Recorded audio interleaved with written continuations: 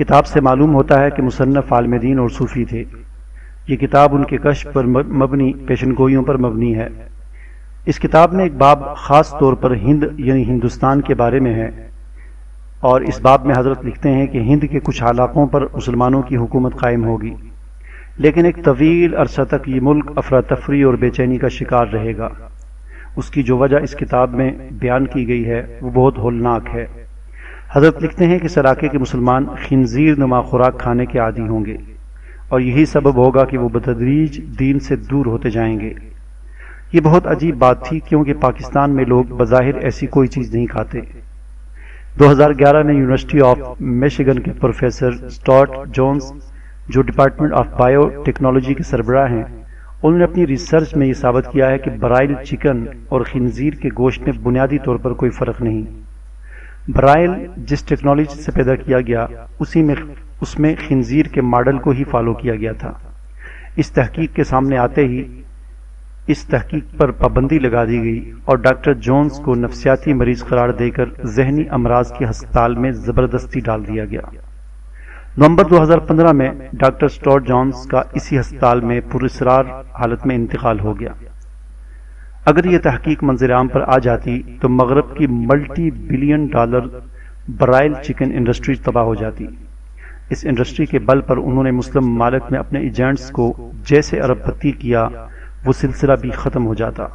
اور سب سے اہم بات یہ کہ مسلمان حرام گوشت کھا کے جن روحانی امراض کا شکار ہو رہے ہیں، اس سے نجات مل جاتی۔ تو یہ جو مضمون کا ایک حصہ میں نے میجر ٹرائیڈ وسیم انور چودھری صاحب کا جو ڈیلی اوصاف سمیت مختلف اخبارات میں اور خاص طور پر سوشل میڈیا پر یہ شائع ہوا ہے، یہ میں نے آپ کے سامنے پڑھا، تو یہ بڑا عجیب انکشاف ہے۔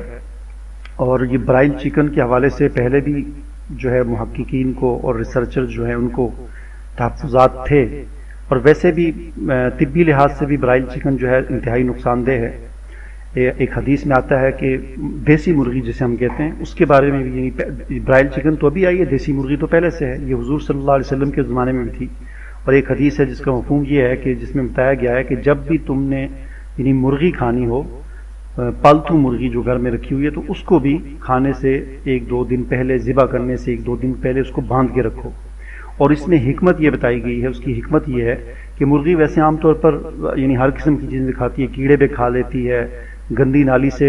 گند بھی کھاتی رہتی ہے، تو اگر اسی وقت اسی طرح اگر آپ اس کو پکڑ کر ذبح کرو گے تو وہ گند جو اس نے کھایا ہوا ہے اس کے اثرات اس گوشت میں ہوں گے۔ تو اس کو اس لیے حدیث میں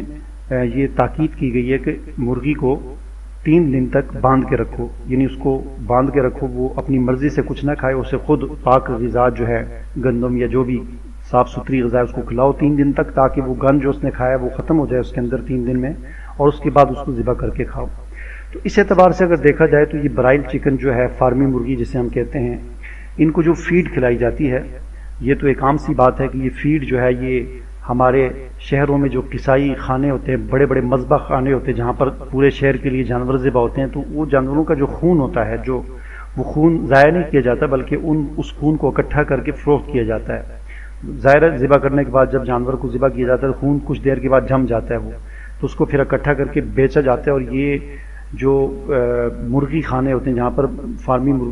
مرغیاں جو ہیں یہ پالی جاتی ہیں،